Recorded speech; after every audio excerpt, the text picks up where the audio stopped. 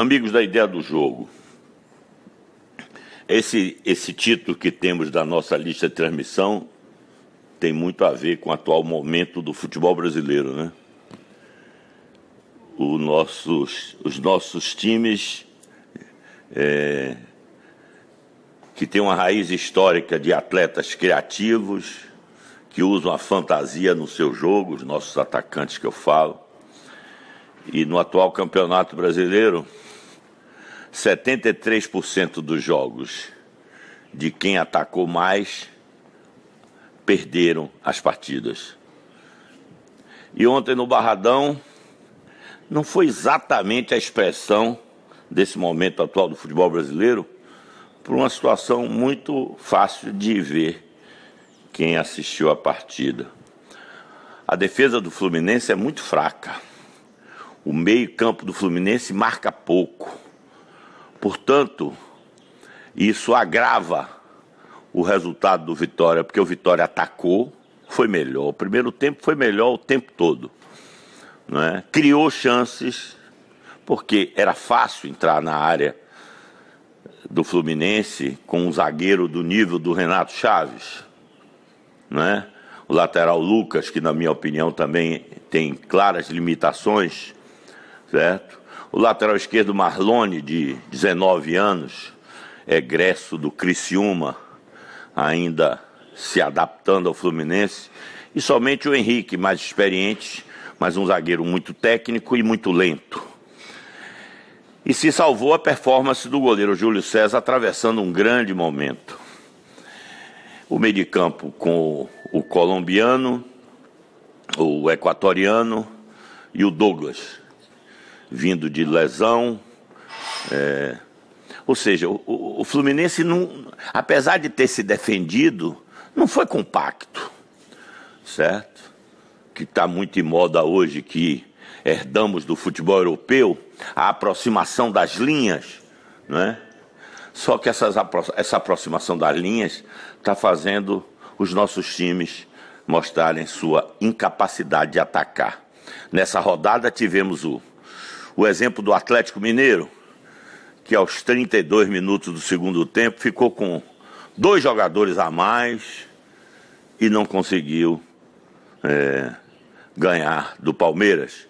E digo aos senhores, não teve grandes chances não, porque só pensava em enfiar a bola dentro da área de qualquer jeito, sem criatividade, sem girar, sem ter paciência, sem fazer as infiltrações, as triangulações. E o Palmeiras arrancou um empate fora de casa. E olha que o Atlético estava com mais um desde o primeiro tempo, desde os 40 minutos do primeiro tempo, quando o Palmeiras perdeu o zagueiro Luan. Mas voltando aqui à nossa vaca fria, o Vitória ontem não deu sorte. A sorte que vem acompanhando as últimas partidas, claro que atrelada à competência do time, certo? Ontem nós tivemos a sorte na expulsão, no segundo tempo, do atacante Robinho, que fazia sua estreia, vindo do Figueirense, e expulsão justa. E depois tivemos a infelicidade do pênalti dado pelo lateral esquerdo Thalisson, que botou o bumbum no chão dentro da área. É um risco iminente, né, de uma falta. E foi o que aconteceu. E o melhor batedor de pênalti do país é o Henrique Dourado. Tem uma característica própria de bater o pênalti e deixa, em geral, os goleiros paralisados. E foi o que aconteceu ontem no segundo gol do Fluminense. E o Fluminense só teve essa chance de empatar o jogo e talvez até ganhar, se não tivesse falhado pela própria fragilidade da sua defesa no fim do jogo, porque fez um gol logo no início do segundo tempo. Uma falha de posicionamento de marcação de Wallace, que deu lado para um atacante forte como Henrique. Não pode dar o lado, não pode imaginar antecipar. Tem que colocar o peito nas costas dele e esperar a atitude dele para ir fazer o bloqueio. O Wallace, ele deu lado ao Wallace e o Wallace aceitou o corpo, a jogada de corpo do Henrique. Ele foi dentro da área, deixou o Wallace, foi para frente dele já desequilibrado, tomou o drible e no rebote de Fernando Miguel, o Wendel, esse meia que é uma das revelações do Campeonato Brasileiro, parece que já está vendido ao Paris Saint-Germain, fez o gol. Embora não tenha jogado bem. No primeiro tempo não se viu nem em campo esse meia, o Wendel, joga de segundo volante e joga de meia. O fato é que Abel, experiente, viu que seu principal jogador jogava muito mal, o Scarpa, tirou do time no intervalo, mudou o Wellington de lado, da esquerda para a direita, né? E colocou o Somoza, que é o meia equatoriano, do lado esquerdo, e descansado. E aí o Fluminense, depois do gol, animado pelo gol, teve poucos minutos de boas articulações e parece que estava equilibrando o jogo quando teve a expulsão do Robinho e aí o Vitória voltou a dominar o jogo, criou muitas chances, bola na trave e, portanto, eu estou vendo a torcida normalmente, isso é normal, desesperada, achando que o Vitória não ganha no Barradão. É preciso lembrar que essa campanha começou com 2 derrotas na Arena Fonte Nova. Então, o Barradão é o nosso centroavante, sempre foi, mas o time tem que fazer a sua parte. E ontem, acho que poderíamos ter ganho até com certa facilidade, mas a bola não entrou, não é? Depois perdemos o Trellis contundido, ele não é um atacante virtuoso, mas nesse futebol brasileiro de linhas bem compactas, um jogador que usa o corpo e que cabeceia bem, faz muita diferença. E o Trellis foi uma ótima contratação que o Vitória fez para esse campeonato no meio da temporada. E um dos nomes que ajustaram a equipe com a chegada de Mancini. O Chiesa voltou ao time, jogando ao lado de Trellis, pode vir a ser uma opção. O David ontem não luziu, não apareceu para o jogo e a substituição foi certa. E o time fez tudo o que tinha que fazer, né? Esse negócio de ficar cobrando, acusando o jogador, está no elenco, vai para o banco, acaba jogando, né? Mas esse é o que está acontecendo no futebol brasileiro, né? Os times que propõem o jogo têm dificuldade de ganhar as partidas. Portanto, ter 60% de posse de bola, que na época de Guardiola, do grande Barcelona, era muito importante e se tornou um referencial de forma de jogar no futebol mundial, né? Perseguido por muitas outras equipes, mas tem que ter a qualidade, né? Certo? Para ter a posse de bola, circular ela com rapidez e não com lentidão, né? Com lentidão, como eu vi o Atlético, o cara segurando a bola, pensando 1 ou 2 vezes antes de dar o passe, é o tempo que a zaga precisa para se recompor.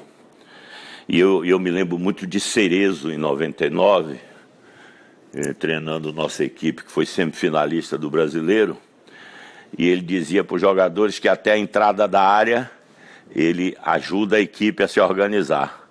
Da entrada da área em diante, ele dizia, agora é com vocês.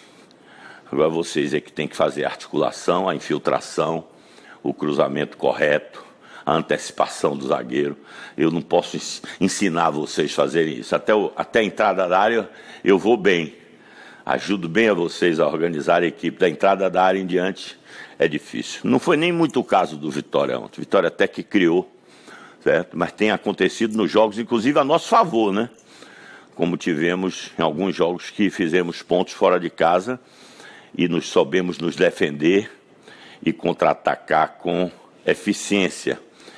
Ontem o Vitória perdeu uma oportunidade de ganhar, mas é bom que o torcedor lembre-se de que é mais um ponto, não é?